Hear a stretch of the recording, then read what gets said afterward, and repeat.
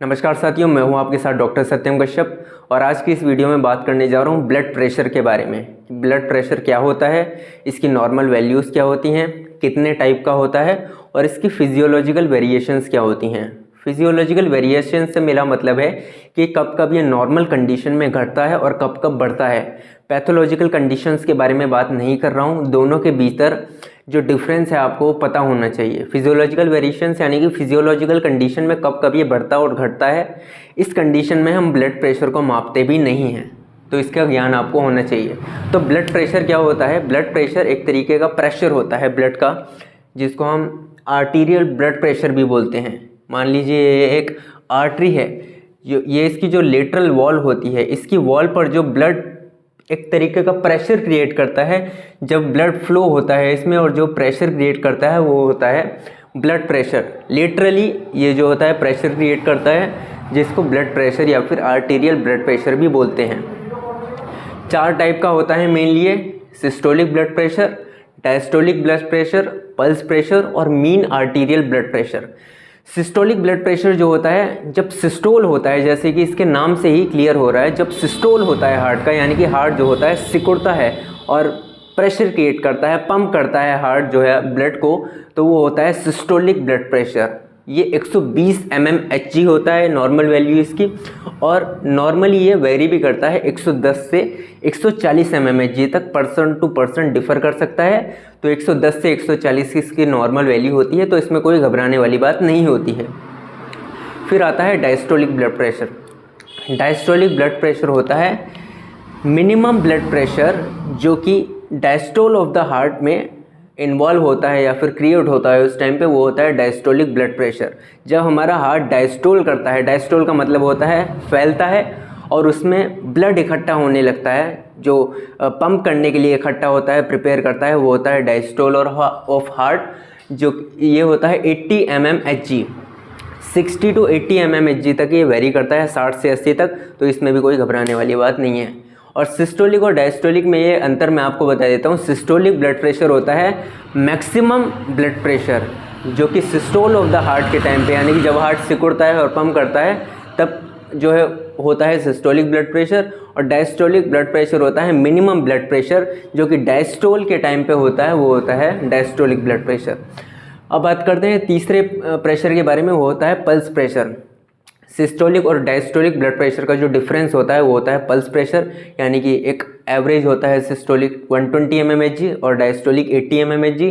120 - 80 तो 40 mmHg हो जाता है हमारा पल्स प्रेशर।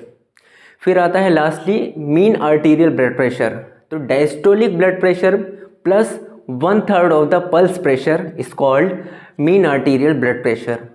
तो 80 mmHg हमारा हो गया डायस्टोलिक ब्लड प्रेशर, और 13 mmHg हो गया 1/3 of pulse pressure. Pulse pressure है हमारा 40 mmHg, तो अराउंड 13 mmHg इसका 1/3 हो गया, और 80 + 13 93 mmHg हो गया हमारा मीन आर्टीरियल ब्लड प्रेशर। अब बात करते हैं वेरिएशंस कब कब होते हैं ब्लड प्रेशर में। नॉर्मली कब कब ये डिफ़र करता है और आगे या पीछे या फिर कम या फिर ज़्यादा हो जाता है, और इस कंडीशन में हम जनरली ब्लड प्रेशर को मेजर नहीं करते हैं, क्योंकि कम या ज़्यादा जो है फिजियोलॉजिकल कंडीशंस में आ सकता है। तो सबसे पहले एज का वेरिएशन है।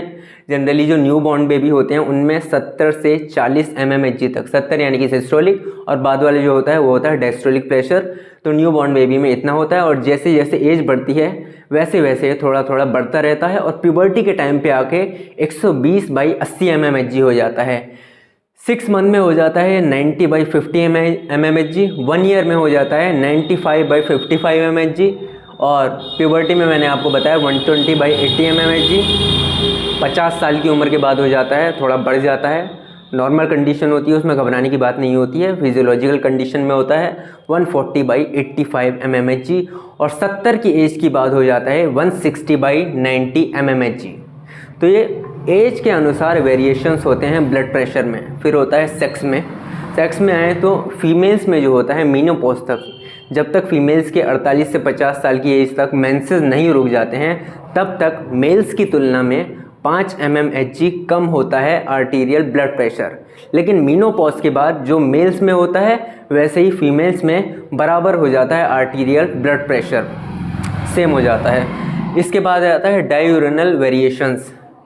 इसमें क्या होता है, सुबह सुबह के टाइम पे ब्लड प्रेशर थोड़ा कम रहता है, नून तक आते आते, दोपहर तक आते आते नॉर्मल ऑप्टिमम कंडीशन में, यानी कि अपना जो नॉर्मल कंडीशन है वहाँ तक मैक्सिमम तक पहुँच जाता है 120/80 mmHg, और शाम तक आते आते इवनिंग में ब्लड प्रेशर फिर से थोड़ा सा कम हो जाता है। फिर आता है अगला पॉइंट, आफ्टर मील्स। खाना खाने के बाद ब्लड प्रेशर कुछ घंटों तक बढ़ा हुआ रहता है, क्योंकि हमारी जो कार्डियक आउटपुट है वो भी बढ़ जाती है। फिर आता है ड्यूरिंग स्लीप। स्लीप के समय 15 से 20 mmHg तक जो ब्लड प्रेशर होता है वो कम हो जाता है।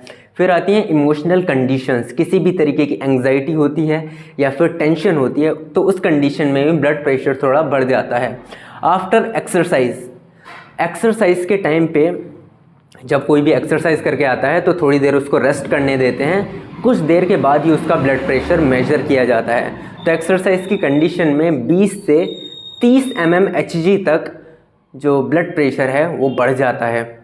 खासकर ये जितनी भी सारी कंडीशन होती हैं उनमें सिस्टोलिक ब्लड प्रेशर ज़्यादा वेरी करता है, ऊपर और नीचे जाता है। डायस्टोलिक प्रेशर जो होता है इतनी आसानी से कम या फिर ज़्यादा नहीं होता है। खासकर जो सिस्टोलिक ब्लड प्रेशर होता है जो 120 से 140 या 150 तक हो सकता है वो ज़्यादा वेरी करता है ऊपर और नीचे। डायस्टोलिक प्रेशर बहुत मुश्किल से ही कम या फिर ज़्यादा होता है। तो एक्सरसाइज के टाइम पे 20 से 30 mmHg बढ़ जाता है, और विगरस एक्सरसाइज के टाइम पे यानी कि बहुत ही ज़्यादा कोई एक्सरसाइज करता है, हैवी एक्सरसाइज करता है तो 40 to 50 mmHg तक भी ब्लड प्रेशर बढ़ जाता है। बॉडी बिल्ड के बारे में बात करें तो ओबीस पेशेंट जो होते हैं जिनका वज़न बहुत ज़्यादा बढ़ा हुआ होता है तो उनमें भी जनरली ब्लड प्रेशर ज़्यादा देखने को मिलता है, क्योंकि ब्लड को ज़्यादा प्रेशर क्रिएट होता है और ज़्यादा काम करना पड़ता है ब्लड फ्लो में, तो एक तरीके से ज़्यादा ब्लड प्रेशर वहाँ पर क्रिएट होता है। आज की वीडियो में इतना ही। अगली वीडियोस में इसके पैथोलॉजिकल वेरिएशंस भी जानेंगे, कब कब बढ़ता है और कि इसका मैकेनिज्म कैसे होता है, किडनी के थ्रू कैसे कंट्रोल होता है, उसके बारे में भी जानेंगे। चैनल पर नए हैं तो चैनल को ज़रूर सब्सक्राइब कीजिएगा, वीडियो पसंद आई है तो ज़रूर लाइक कीजिएगा, अपने दोस्तों में ज़रूर शेयर कीजिएगा। कोई भी सवाल है तो मुझे कमेंट सेक्शन में ज़रूर बताइएगा। जल्द मिलते हैं अगली एक नई वीडियो में। Thank you so much.